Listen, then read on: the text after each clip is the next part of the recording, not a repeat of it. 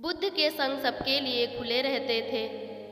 कुछ लोगों को बुद्ध सहज ही स्वीकार कर लेते थे और संघ में रहने की अनुमति दे देते थे, पर कुछ व्यक्तियों को वे कह देते कि जाओ पहले एक रात शमशान में जाकर रहो। इस तरह एक दिन एक व्यक्ति बुद्ध के पास आया और उसने बुद्ध के संग में शामिल होने की इच्छा जताते हुए कहा, गुरुजी, मैं आपका शिष्य बनना चाहता हूँ, मुझे अपना शिष्य बना लीजिए।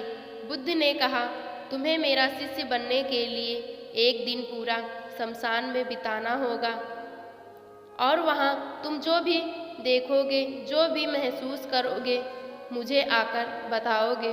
उसके बाद ही तुम संघ में शामिल हो पाओगे। वो व्यक्ति ये सुनकर घबरा गया। उसने बुद्ध से कपकपी आवाज में कहा, गुरुजी, दिन में तो ठीक है, लेकिन रात में शमशान में रहना खतरनाक है। बुद्ध ने कहा, कैसा खतरा?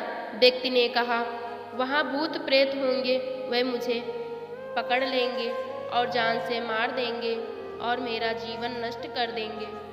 भूत प्रेत का खौफ उस व्यक्ति के चेहरे पर साफ दिख रहा था, पर बुद्ध ने कहा, क्या तुमने भूत प्रेत देखा है? व्यक्ति ने कहा, नहीं, पर मैंने सुना बहुत है। कुछ लोगों को मैंने देखा है कि उनके अंदर भूत आ जाता है और उन्हें परेशान करता है। वे लोग अजीब अजीब हरकतें करते हैं। इस पर बुद्ध ने कहा, फिर तो अब तुम्हारे पास सुनहरा अवसर है ये जानने के लिए कि क्या वाकई में भूत प्रेत होते हैं या नहीं। तुम एक रात शमशान में व्यतीत करो। वहाँ अगर तुम्हें कुछ ऐसा लगे कि भूत प्रेत हैं, तो उन्हें देखना कि वो कैसे दिखते हैं, और अगर ऐसा कुछ नहीं हुआ तो तुम यह भी जान जाओगे कि भूत प्रेत जैसी कोई चीज़ नहीं होती है। इस पर पूरी रात तुम जो भी अनुभव कर पाओगे वह आकर सुबह मुझे बताना। बुद्ध की बातों से वो व्यक्ति जिज्ञासु हो गया। व्यक्ति बोला, ठीक है गुरुजी, मैं एक पूरा दिन और रात शमशान में गुजारूंगा। बुद्ध ने कहा, ठीक है, अभी तुम स्नान कर लो और आराम से जाकर आश्रम में भोजन करो। कल सूर्य की पहली किरण के साथ ही शमशान पहुंच जाना। व्यक्ति के जाने के बाद बुद्ध ने अपने 2 शिष्यों से कहा कि वह व्यक्ति कल शमशान जाएगा, तुम उसके पीछे जाना और उस पर नज़र रखना, पर ध्यान रहे उसको पता ना चले कि उस पर कोई नज़र रख रहा है। इस बात की उसे भनक तक न लगे। अगले दिन सुबह होते ही वो व्यक्ति शमशान पहुंच गया। बुद्ध भिक्षु भी उस व्यक्ति का पीछा करते हुए एक जगह पर छुप गए और व्यक्ति पर नज़र रखने लगे। जब तक दिन था तब तक तो वो व्यक्ति शमशान में इधर उधर घूमता रहा।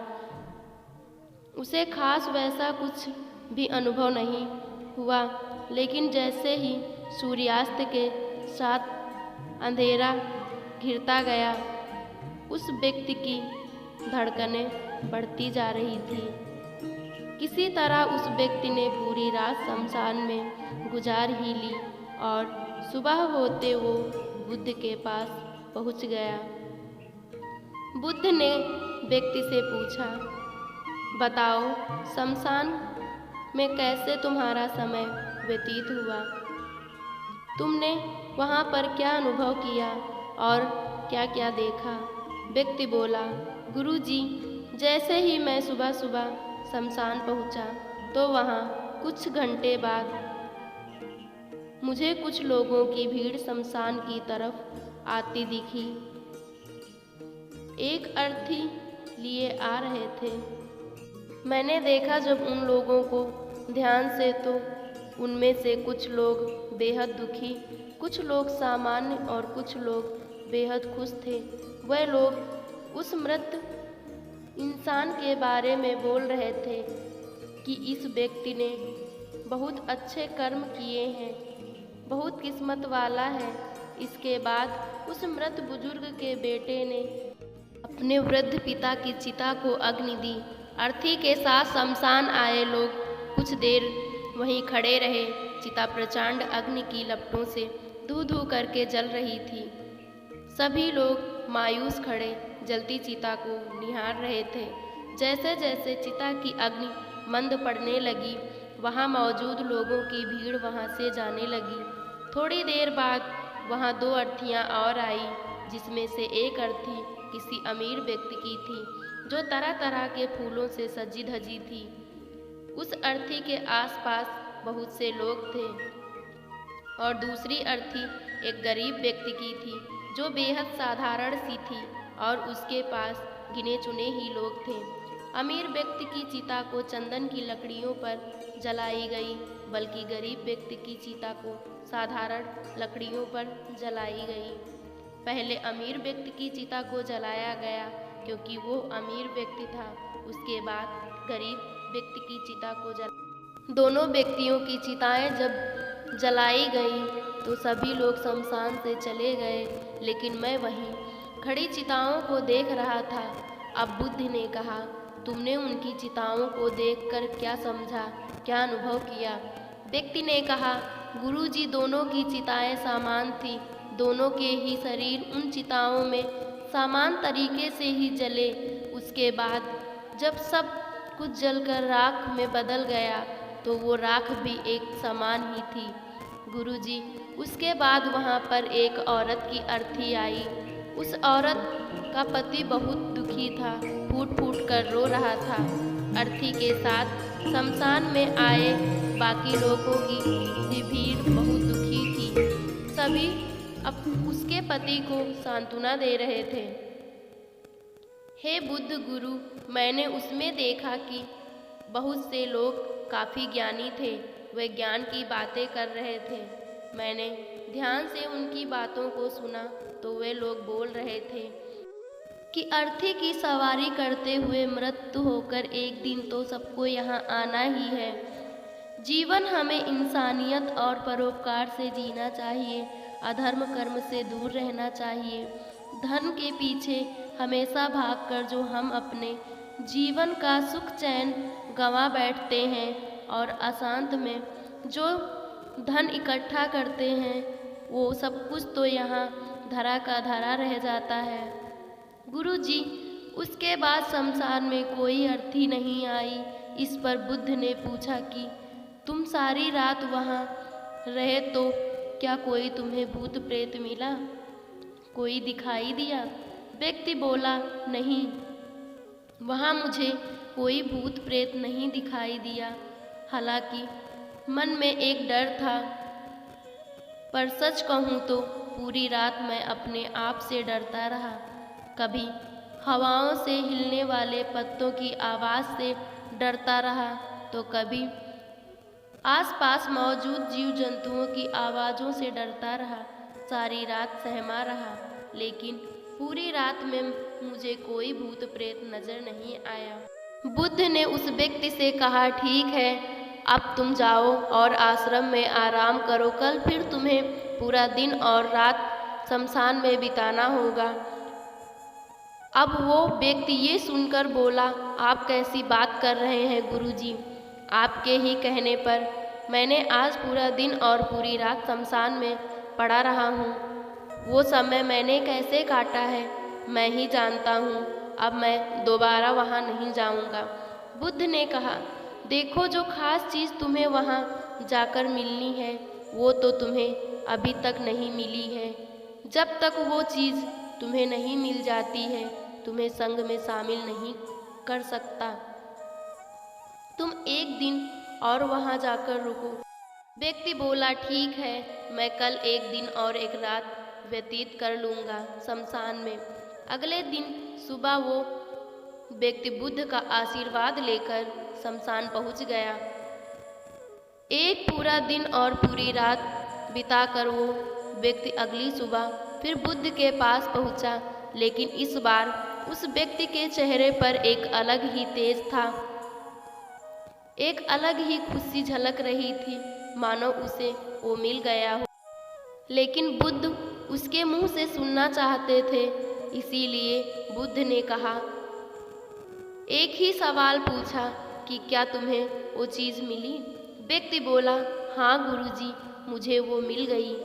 बुद्ध ने पूछा कि बताओ, तुम्हें वहाँ क्या मिला? व्यक्ति ने कहा, गुरुजी, मैंने जीवन का अर्थ समझ लिया है। मैंने वहाँ देखा कि कुछ लोग शाम को मुझे अर्थी पर लेकर आ रहे हैं। मुझे 4 लोगों ने अपने कंधों पर उठा रखा है। मेरे पीछे कुछ 15-20 लोग रोते बिलखते चले आ रहे हैं। मेरे पिता अर्थी के आगे आगे चल रहे हैं और कुछ लोग राम नाम सत्य बोलते हुए मेरे ऊपर फूल फेंक रहे हैं। मेरे सभी रिश्तेदार बहुत दुखी हैं। भीड़ में मौजूद कुछ लोग तो सिर्फ दुखी होने का नाटक कर रहे हैं और कुछ लोग मेरे पिता को सांत्वना दे रहे हैं। तभी कुछ देर बाद मेरी अर्थी को जमीन पर रख दिया गया और मेरे शरीर को चिता पर लिटा दिया गया। मैं ये सब दृश्य अर्थी पर लेटे हुए देख रहा था। मैंने उस अर्थी से उठना चाहा पर उठ नहीं सका। मैंने सांस लेना चाहा पर सांस नहीं ले सका। मैं पूरी तरह से असमर्थ और विकलांग की तरह था क्योंकि मेरे अंदर सांस नहीं थी। मैंने पिता को गले लगाना चाहता था लेकिन मैं उठ नहीं सकता था। मैं भाई को गले लगाकर ये कहना चाहता था कि तुम अपना और माता पिता का ध्यान रखना। घर व परिवार की जिम्मेदारी अब तुम्हारे ऊपर है। इसे बखूबी निभाना, इससे मेरी आत्मा को शांति मिलेगी। कुछ समय बाद मेरे मुंह को कपड़े से ढक दिया गया और शरीर के ऊपर कई लकड़ियां रख दी गईं। मुझे अब कुछ भी दिखाई नहीं दे रहा था। फिर उसके बाद उसमें अत्यंत गर्मी अब जलाया जा रहा था। धीरे धीरे लकड़ियों के साथ मेरे पूरा शरीर जलने लगा। मेरा दम घुट रहा था। मैं उठना चाहता था। आखिर अग्नि ने प्रचंड रूप ले लिया और धीरे धीरे मैं भी उस अग्नि में पूरी तरह से खो गया। पूरी रात मैं खुद को ऐसे ही जलता देखता रहा। मैंने देखा कि अंतिम रूप में मैं एक राख बन चुका हूँ। उस पूरी रात ना तो मैं डरा और ना ही मुझे डर का एहसास हुआ। जब आँख खुली तो एक तीव्र रोशनी मेरे आँखों पर पड़ी। मैंने देखा कि ये तो मैं हूँ, वो भी शरीर के साथ। मुझे बहुत खुशी का अनुभव हुआ। उसके बाद मेरे मन से ना जाने कितने ही भ्रम समाप्त हो गए और मैं आपके पास आ गया। बुद्ध मुस्कुराए और बोले कि तुम अब संघ में शामिल हो सकते हो क्योंकि तुमने अब ज्ञान रूपी उस बीज को प्राप्त कर लिया है जिसमें शरीर को भूलकर स्वयं को जानने की इच्छा होती है। इसी ज्ञान की प्राप्ति के लिए मैंने तुम्हें शमशान भेजा था जहाँ अत्यंत तुमने ये जाना कि शरीर नाश्वर है, नेत्रों से दिखने वाली हर चीज़ नाश्वर है। शमशान आने वाला हर व्यक्ति भी यह समझ रहा होता है पर शमशान से वापस जाते ही वह भूलकर पुनः उन्हीं गलतियाँ करने लगता है जैसे झूठ बोलना, लूट करना, अधर्म, लालच, लालसा, बुराई, क्रोध, अपशब्द, अहंकार, ईर्ष्या इत्यादि नाना प्रकार की बुराई भावनाओं से ग्रसित हो जाता है और वह उसी में लगा रहता है। किंतु अब तुम्हारे अंदर ज्ञान का वो बीज अंकुरित हो चुका है जिसमें हम जीवन को तब तक नहीं समझ सकते जब तक मृत्यु को निकट से न देखें व न समझ जाएं। अच्छे स्वास्थ्य की कीमत वही समझ सकता है जो अत्यंत बीमार हो या जो बहुत लंबे समय से बीमारी की अवस्था से जूझ रहा हो। ठीक उसी तरह जीवन का महत्व है।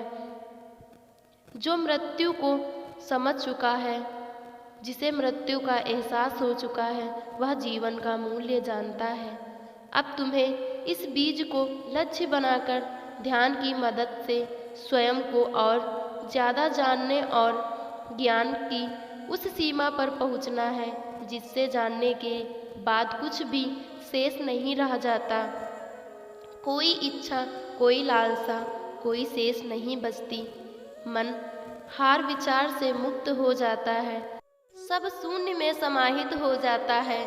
मन में जिज्ञासा का कौतूहल शांत होकर ज्ञान रूपी शांति में बदल जाता है। यहीं से परम शांति, सुख सुकून का आनंद एवं अनुभव प्राप्त होना आरंभ होता है।